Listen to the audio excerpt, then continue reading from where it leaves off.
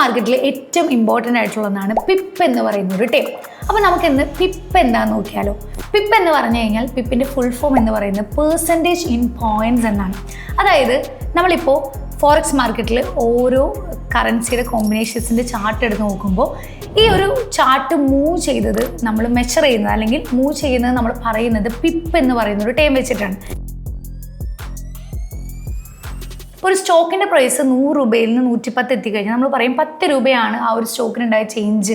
പറയുന്നത് പോലെ ഫോറക്സ് മാർക്കറ്റിൽ നമ്മളിത് പിപ്പ് പോയിൻറ്റ്സ് വെച്ചിട്ടാണ് പറയുന്നത്. ഓക്കെ, അപ്പോൾ നമുക്ക് എന്താണ് പിപ്പ് എന്ന് നോക്കാം. വളരെ സിമ്പിളാണ്.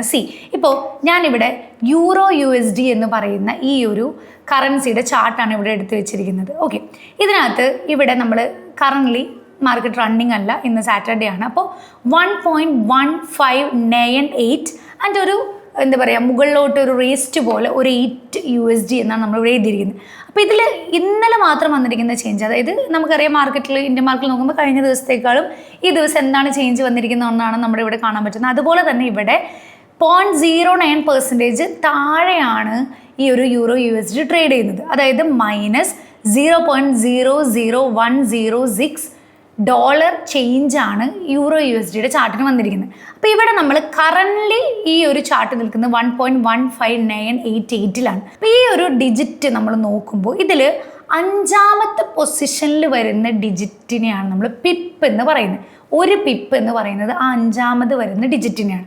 ഇപ്പോൾ ഇവിടെ നമുക്ക് ഈ ഒരു വലത് സൈഡിൽ നിന്ന് എണ്ണാം 1 2 3 4 5. 5ാമത്തെ പൊസിഷനിൽ വന്നിരിക്കുന്ന ഡിജിറ്റ് ഏതാണ്? 8ആണ്.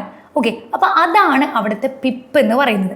ഇനി നിങ്ങൾ നോക്കിക്കഴിഞ്ഞാൽ 6ാമത് ഒരു ഡിജിറ്റ് കൂടി ഉണ്ട്, അതിന് നമ്മൾ പിപ്പറ്റ് എന്നാണ് വിളിക്കുന്നത്. ഓക്കെ, അപ്പോൾ യൂറോ USDയുടെ ചാർട്ടിൽ ഇവിടെ കാണിച്ചിരിക്കുന്ന ഈ ഒരു ഡിജിറ്റ് നമ്മൾ പറയുന്നതിൽ 5ാമത്തെ പൊസിഷനെയാണ് നമ്മൾ പിപ്പ് എന്ന് പറയുന്നത്. ഓക്കെ, അപ്പോൾ ഇനിയിപ്പോൾ യൂറോ USD അല്ല, നമ്മൾ USD JPY എടുക്കാം. ഇവിടെ നിങ്ങൾ നോക്കുമ്പോൾ 158.103 ആണ്.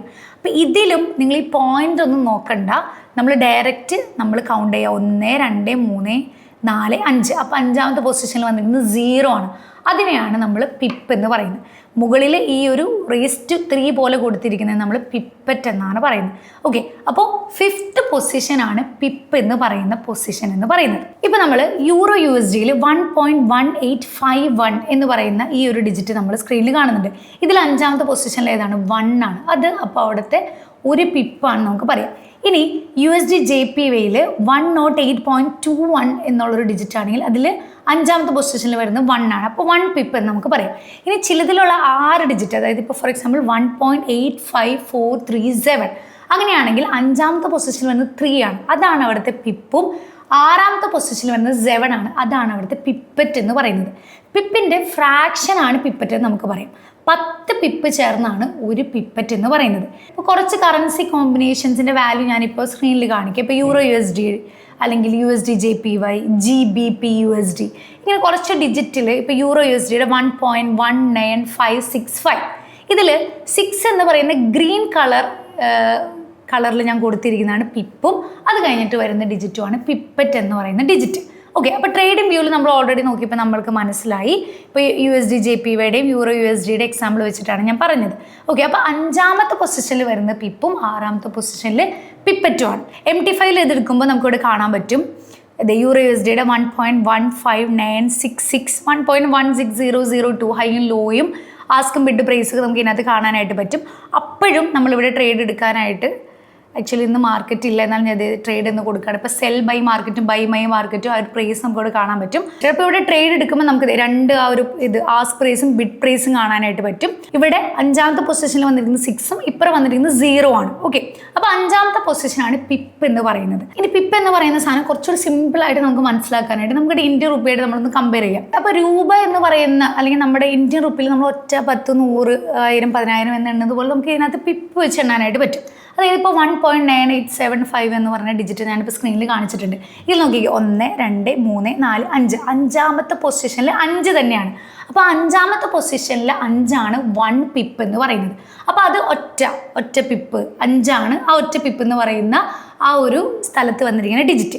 ഇനി 7 എന്ന് പറയുമ്പോൾ 10 പിപ്പ്, ദാറ്റ് ഈസ് 10 × 7 70 പിപ്പാണ് ആ ഒരു 10 ഒറ്റ 10ൻ്റെ സ്ഥാനത്ത് വന്നിരിക്കുന്നത്. 10 കഴിഞ്ഞാൽ എന്താ 100 ആണ് അല്ലേ, 100ന്റെ സ്ഥാനത്ത് വന്നിരിക്കുന്നത് 8 ആണ്. അപ്പോൾ 100 × 8 പിപ്പ്, ദാറ്റ് ഇസ് 800 പിപ്പാണ്. ഇനി അടുത്തത് 9 ആണ് 1000ന്റെ സ്ഥാനത്ത് വന്നിരിക്കുന്നത്. അപ്പോൾ 9 × 1000 9000, 9000 പിപ്പാണ്. ഇനി അടുത്ത സ്ഥാനത്ത് വന്നിരിക്കുന്നത് 10,000 ആണ്. അപ്പോൾ 1 ആണ് അവിടെ വന്നിരിക്കുന്നത്. അപ്പോൾ അവിടെ 10,000 പിപ്പാണ്. അപ്പോൾ ഇപ്പോൾ ക്ലിയർ ആയില്ല. അപ്പോൾ ആ ഒറ്റയുടെ സ്ഥാനത്ത് ഒരു പിപ്പ്. ഓക്കെ, അങ്ങനെ ഒറ്റ 10, 100, 1000 നമുക്ക് എണ്ണാം. അപ്പോൾ അതിൻ്റെ ഏത് ഡിജിറ്റാണ് വന്നിരിക്കുന്നത് അത് വെച്ച് മൾട്ടിപ്ലൈ ചെയ്യുമ്പോൾ അത്രയും പിപ്പാണ് നമുക്ക് അവിടെ കിട്ടുന്നത്. ഇനി നമുക്ക് പിപ്പ് എങ്ങനെ കാൽക്കുലേറ്റ് ചെയ്യാമെന്ന് നോക്കാം. ഇപ്പോൾ ഫോർ എക്സാമ്പിൾ EUR/USD എന്ന് പറയുന്നത് ഇപ്പോൾ കറണ്ടിൽ നിൽക്കുന്നത് 1.2281 വിചാരിക്കുക.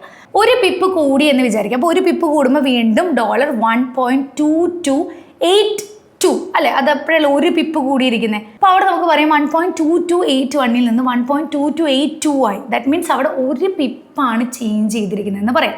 ഇനി അടുത്തത് വീണ്ടും നമ്മൾ ഒരു പിപ്പ് കുറഞ്ഞു എന്ന് വിചാരിക്കുക. ദാറ്റ് ഇസ് 1.2280 ആയി. അതായത് 1 ഉണ്ടായിരുന്നത് 0 ആയി. അതായത് അവിടെ ഒരു പിപ്പ് കുറയാണ് ചെയ്തത്. അപ്പോൾ അവിടെ ചേഞ്ച് ഇൻ പിപ്പ് എന്ന് പറയുന്നത് ഒരു പിപ്പ് മാത്രമേ ഉള്ളൂ. ഇനി നമുക്കൊരു എക്സാമ്പിൾ USD/JPY ഒരു എക്സാമ്പിൾ നോക്കുകയാണെങ്കിൽ ആ ഒരു ചാർട്ടിൽ 109.223 നിന്ന് 109.229 ആയിട്ട് ചേഞ്ച് ചെയ്തു എന്ന് വിചാരിക്കുക. അപ്പോൾ നിങ്ങളിവിടെ 1, 2, 3, 4, 5 ഫിഫ്ത്ത് പൊസിഷൻ 2 ആണ്. ഇപ്പം നോക്കിയാലും 1, 2, 3, 4, 5 ഫിഫ്ത്ത് പൊസിഷൻ 2 തന്നെയാണ്. അപ്പോൾ അവിടെ 5ാമത്തെ സ്ഥാനത്തിന് ചേഞ്ച് വന്നിട്ടില്ല, പിപ്പിലല്ല പിപ്പറ്റിലാണ് അവിടെ ചേഞ്ച് വന്നിരിക്കുന്നത്. അപ്പോൾ നമുക്കിവിടെ 0.6 പിപ്പ് മൂവ് ചെയ്തു എന്ന് പറയാനായിട്ട് സാധിക്കും. വീണ്ടും EUR/USD 1.12703 നിന്ന് 1.12704 ആയെന്ന് വിചാരിക്കുക. അപ്പോൾ നിങ്ങൾ നോക്കി 1, 2, 3, 4 5ാമത്തെ പൊസിഷൻ 0, 1, 2, 3, 4 5ാമത്തെ പൊസിഷൻ 0. അപ്പോൾ അവിടെ പിപ്പിൽ വ്യത്യാസം വന്നിട്ടില്ല. 3 6ാമത്തെ പൊസിഷനായ 3, 4 ആയിട്ട് ചേഞ്ച് ചെയ്തിരിക്കുകയാണ്. അപ്പോൾ അവിടെ ചേഞ്ച് ചെയ്തിരിക്കുന്ന പിപ്പ് എന്ന് പറയുന്നത് 0.1 പിപ്പാണ് എന്നുള്ളതാണ്. ഓക്കെ, ശരിക്കും ഞാൻ ഓൾറെഡി പറഞ്ഞു പിപ്പറ്റ് എന്ന് പറയുന്നത് പിപ്പിൻ്റെ ഫ്രാക്ഷൻ ആണ്. പിപ്പ് കാൽക്കുലേറ്റ് ചെയ്ത് /10 ഒക്കെ ചെയ്താൽ മതി. പക്ഷെ അത് കുറച്ചൊരു കോംപ്ലിക്കേറ്റഡ് ആയതുകൊണ്ട് നിങ്ങൾ 6ാമത്തെ സ്ഥാനം ചേഞ്ച് വന്നിരിക്കുന്ന ആ ഒരു ചേഞ്ച് എടുത്തിട്ട് അതിൻ്റെ ഇപ്പുറം പോയിന്റ് ചേർത്താൽ മതി എന്നുള്ളതാണ്. ഇനി EUR/USD നമ്മൾ നോക്കുമ്പോൾ പിപ്പും പിപ്പറ്റും ഒരുമിച്ച് ചേഞ്ച് ചെയ്യാമെന്ന് വിചാരിക്കുക. അതായത് 1.40301, 1.40318. അതായത് അവിടെ നോക്കിക്കുക 1, 2, 3, 4 5ാമത്തെ പൊസിഷൻ 0, ബൈ പ്രൈസിൽ 1, 2, 3, 4, 5 5ാമത്തെ പൊസിഷൻ 1 ആണ്. ഓക്കെ, അതുപോലെ പിപ്പറ്റ് മുകളിൽ എഴുതിയിരിക്കുന്ന ആ പിപ്പറ്റ് 1ൽ നിന്ന് 8 ആയിട്ട് മാറിയിട്ടുണ്ട്. അപ്പോൾ നമ്മളിവിടെ കാൽക്കുലേറ്റ് ചെയ്യുമ്പോൾ ആദ്യത്തെ പിപ്പുകൾക്കൊന്നും ചേഞ്ച് ഇല്ല, 5ാമത്തെ പൊസിഷനിലെ പിപ്പിന് മാത്രമാണ് ചേഞ്ച് ഉള്ളത്. അപ്പോൾ അവിടെ 0 എന്ന് പറയുന്നത് 1 ആയിട്ട് 5ാമത്തെ പൊസിഷൻ മാറിയിട്ടുണ്ട്. അപ്പോൾ അവിടെ 1 പിപ്പ് ആൻഡ് 0.18 ആയിട്ട് മാറി. അപ്പോൾ അവിടെ 7 ഡിഫറൻസ് ആണ് പിപ്പറ്റിന് വന്നിരിക്കുന്നത്. അപ്പോൾ നമുക്കവിടെ 1.7 പിപ്പാണ് ചേഞ്ച് ചെയ്തിരിക്കുന്നതെന്ന് പറയാനായിട്ട് പറ്റും. അപ്പോൾ നമ്മളിപ്പോൾ പറഞ്ഞ 5ാമത്തെ പൊസിഷൻ 6ാമത്തെ പൊസിഷൻ ചേഞ്ച് ചെയ്യുമ്പോൾ പിപ്പറ്റ് കാൽക്കുലേറ്റ് ചെയ്യുന്നതാണ്. വേറെ എക്സാമ്പിൾ നോക്കുകയാണെങ്കിൽ 1.2345 നിന്ന് 1.5678 ആയെന്ന് വിചാരിക്കുക. അപ്പോൾ നിങ്ങളിവിടെ നോക്കുമ്പോൾ 1ാമത്തെ പൊസിഷൻ മാത്രം ചേഞ്ച് ചെയ്തിട്ടില്ല, പക്ഷെ ബാക്കി എല്ലാ പൊസിഷനും ചേഞ്ച് ചെയ്തിട്ടുണ്ട്. ഇത് കാൽക്കുലേറ്റ് ചെയ്യാൻ വളരെ സിമ്പിളാണ്. നിങ്ങൾ പോയിന്റ് ഇല്ലാതെ ഇതങ്ങോട്ട് മൈനസ് ചെയ്യുക. മൈനസ് ചെയ്യുമ്പോൾ നമുക്ക് 3333 വരും. അതാണ് അവിടെ മൂവ് ചെയ്തിരിക്കുന്നത് പിപ്പ് എന്ന് പറയുന്നത്. അല്ലെങ്കിൽ വളരെ സിമ്പിളായിട്ട് ആ ഒരു 2ൽ നിന്ന് 5 കുറയ്ക്കുമ്പോൾ 3 ഡിഫറൻസ്, അപ്പോൾ ഏകദേശം ഒരു 3000 പിപ്പാണ് അവിടെ മൂവ് ചെയ്തേക്കുന്നത് നമുക്ക് പറയാനായിട്ട് പറ്റും. അപ്പോൾ വളരെ സിമ്പിളായിട്ട് പിപ്പ് കാൽക്കുലേറ്റ് ചെയ്യാനായിട്ട് എന്തിൽ നിന്ന് എന്താണോ ചേഞ്ച് ചെയ്തിരിക്കുന്നത് അത് രണ്ട് മൈനസ് ചെയ്ത് കിട്ടുന്നതാണ് പിപ്പ് എന്ന് പറയുന്നത്. പിന്നെ നമ്മൾ പിപ്പിൽ ഇത് കാൽക്കുലേറ്റ് റീസൺ എന്ന് പറയുന്നത് നമുക്ക് രൂപ പോലെ ഒരു കറൻസി മാത്രമല്ല ഇതിനകത്ത് വരുന്ന പലതരം കറൻസീസിൻ്റെ കോമ്പിനേഷൻസ് ആണ്. അപ്പോൾ കുറച്ചും കൂടി യൂണിഫോമിറ്റി അല്ലെങ്കിൽ ആ ഒരു ജനറാലിറ്റിക്ക് വേണ്ടിയിട്ടാണ് നമ്മൾ ആ ഒരു പിപ്പ് എന്ന് പറയുന്ന ആ ഒരു ടൈം വെച്ചിട്ട് ഇത് റെപ്രസെൻറ്റ് ചെയ്യുന്നത്. പിന്നെ സ്പ്രെഡ് കാൽക്കുലേറ്റ് ചെയ്യുന്നത് അങ്ങനെ തന്നെയാണ്. അതായത് ആസ്ക് പ്രൈസും ബിഡ് പ്രൈസും നമുക്കിവിടെ കാണാൻ പറ്റും. അപ്പോൾ ആസ്ക് പ്രൈസിൽ നിന്ന് ബിഡ് പ്രൈസ് കുറയ്ക്കുമ്പോൾ കിട്ടുന്നതാണ് സ്പ്രെഡ്. അത് തന്നെയാണ് ഇത്ര പിപ്പാണ് ഇവിടുത്തെ സ്പ്രെഡ് എന്ന് നമ്മൾ പറയാറുണ്ട്. ഓക്കെ, അപ്പോൾ വളരെ സിമ്പിളായിട്ടുള്ളൊരു ടേമാണ് പിപ്പ് എന്ന് പറയുന്നത്. പിപ്പ് മനസ്സിലാക്കിയിരുന്നാൽ മതി. ഇനി പിപ്പ് വെച്ചിട്ട് റിസ്ക് റിവാർഡൊക്കെ നോക്കി എത്ര ലോട്ടാണ് സെലക്ട് ചെയ്യേണ്ടത് എന്നുള്ളതാണ്. അപ്പോൾ ആ ഒരു വീഡിയോ ഞാൻ അടുത്ത വീഡിയോ ആയിട്ട് ചെയ്യാം. ഓക്കെ, അപ്പോൾ സ്റ്റേ ട്യൂൺ.